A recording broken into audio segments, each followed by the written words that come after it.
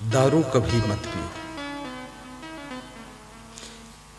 हमारे श्री राधे श्याम सियोटा जी, उनका परिवार कह रहा था कि राधे श्याम जी ने सतवास के सत्संग में बीड़ी छोड़ा था, बीड़ी पीते थे। तो उनके बच्चे कह रहे थे बड़ा फायदा हुआ गुरुदेव, कम से कम 2-3 लाख की तो पी ही जाते अभी तक, वो बच गया सब। सही बात है। अभी वो मिले कांजीपुरा में हंसते हंसते, हमने कहा छोड़ दिया, बोले वही बीड़ी वाला। और मैं तो आपसे भी कहूंगा कि दान तब आपका महान दान बनेगा जब आप एक अपनी आदत को भी दान कर दोगे, तब आपका दान सफल दान माना जाएगा। ये तंबाकू, ये बीड़ी, ये सिगरेट, ये गांजा, चरस, दो भी खाते पीते पुड़िया उड़िया, कुछ तो दान कर दो मेरी गुड़िया, कुछ करो।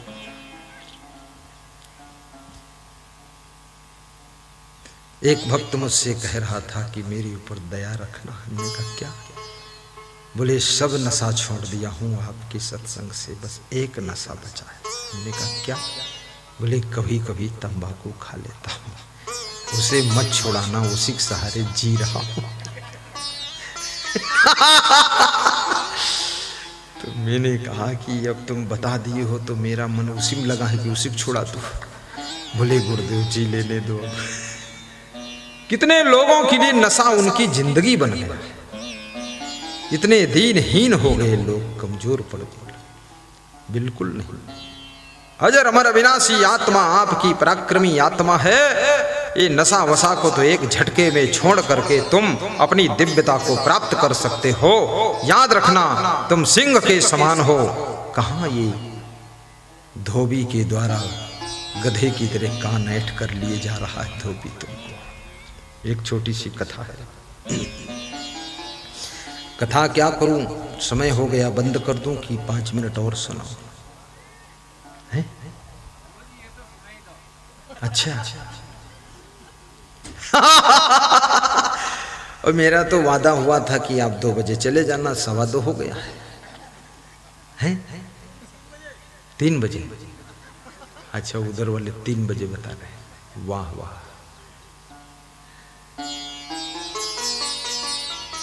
मन नहीं चाहता है कि गुरुदेव कथा बंद करो, थोड़ा और सुना दो। गणपत भाई और सुनाओ। विधायक साहब सुनाता हूं।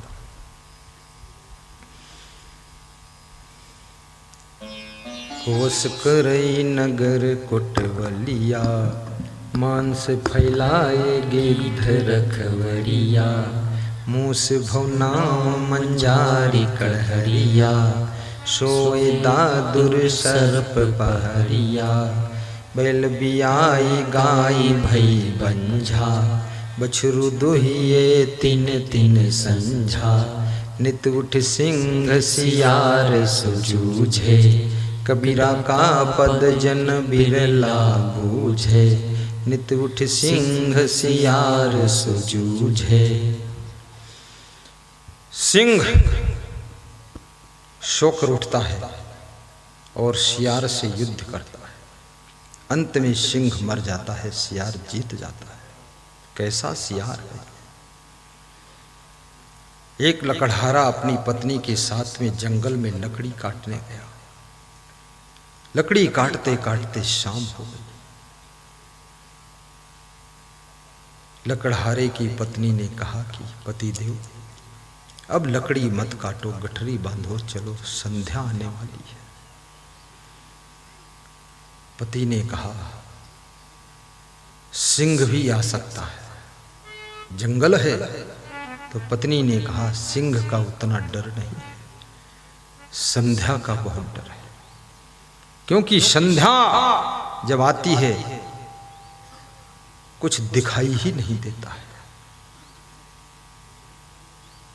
झाड़ी में बैठा हुआ सिंह सुन रहा था। सिंह ने सुना तो सिंह ने सोचा कि संध्या कोई हमसे भी अधिक बलवान है, क्योंकि ये लोग सिंह को नहीं डर रहे, संध्या को ज्यादा डर रहे। जल्दी जल्दी लकड़ी की गठरी बांधकर पति पत्नी वापस लौटते। इधर क्या हुआ, एक धोबी का गधा नाराज होकर के रस्सी तोड़कर भाग गया था। धोबी दिन भर परेशान हुआ, अपने गधे को ढूंढने के लिए निकला। भूखा प्यासा धोबी, गुस्सा से भरा धोबी, दुखी धोबी गया। ढूंढते ढूंढते उसी जंगल की झाड़ी में पहुंचा जहां पर वो सिंह बैठा था। धोबी को ऐसा लगा कि मेरा गधा बैठा है। धोबी ने सिंह की पीठ पर 2-4 डंडा मारा। सिंह ने सोचा यही संध्या है, देखो हम फंस गए चक्कर में। सिंह ने अपनी पीठ झुका ली, बोले जितना मारना है मार ले भाई, क्योंकि मेरे से अधिक बलवान है, संध्या आ गई। धोबी बोला चुट्टा कहीं का यहाँ बैठा है, छुप करके कान पकड़कर खींचता घसीटता घर को लाया सिंह को।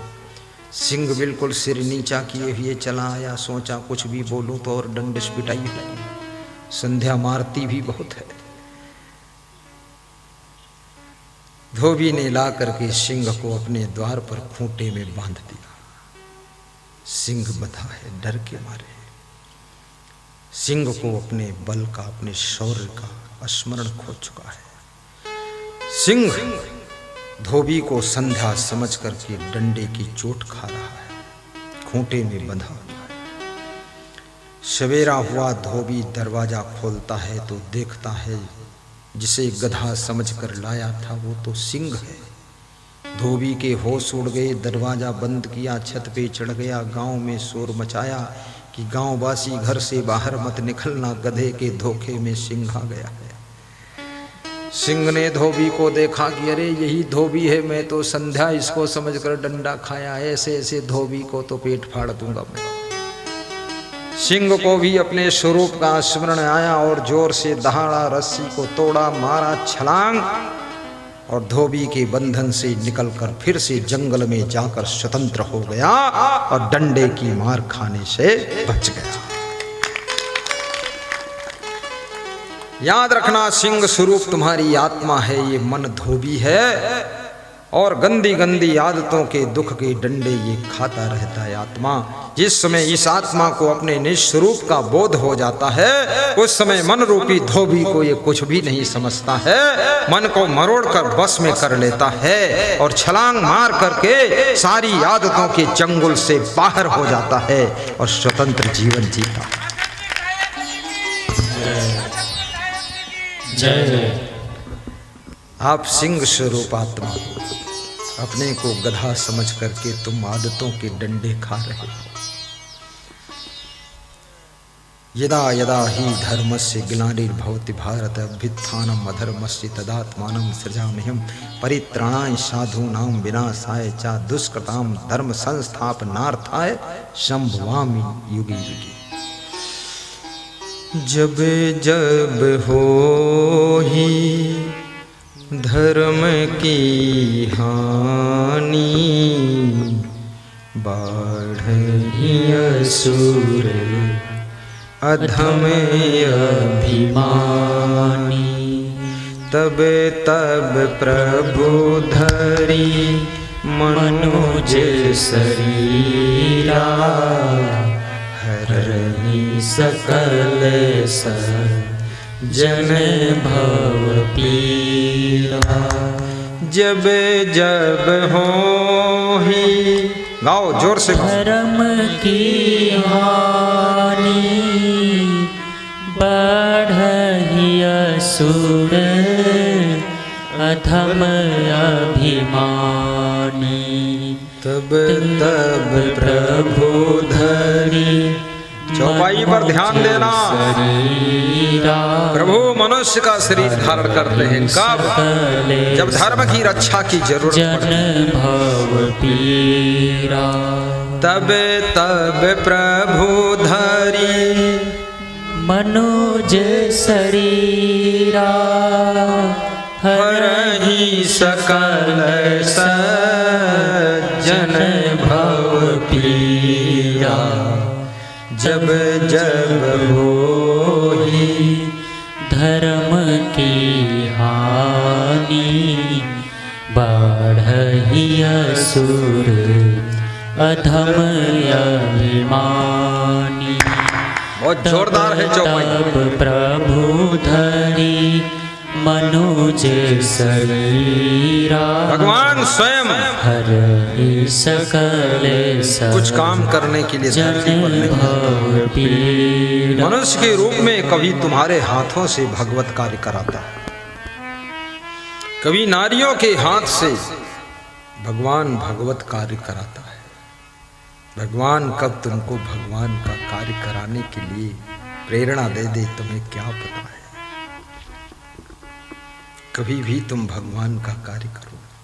जब परोपकार करते हो ना, ये भगवान का ही कार्य है। सत्संग कराना भी भगवान का कार्य, भगवत कार्य का। ये कोई स्वार्थ का काम नहीं, परमार्थ का कार्य है।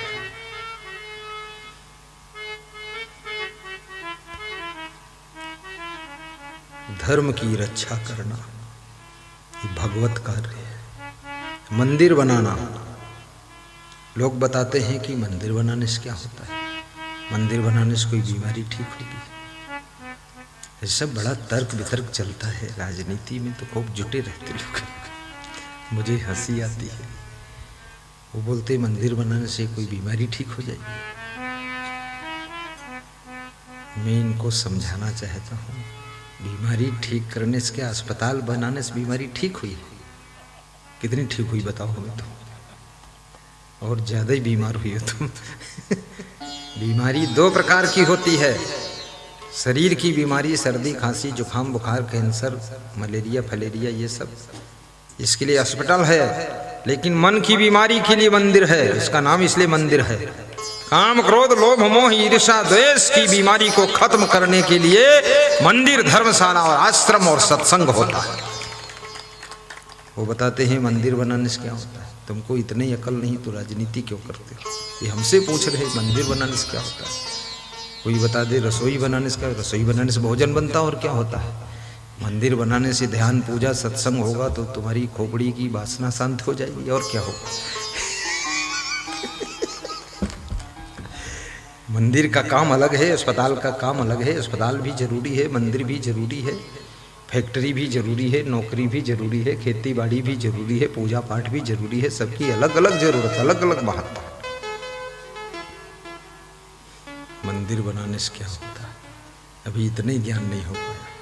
चलो छोड़ दो राजनीति, इधर आ जाओ, तुम भजन करो पहले। मंदिर बनाने से क्या होता है, धर्म की समझ आती है, सत्कर्म की समझ आती है। आज ये सत्संग और मंदिर ना होते तो शायद हम लोग जानवरों जैसी ही जिंदगी जीते रहते। बस खाओ पियो सो, इतना ही हो पाता।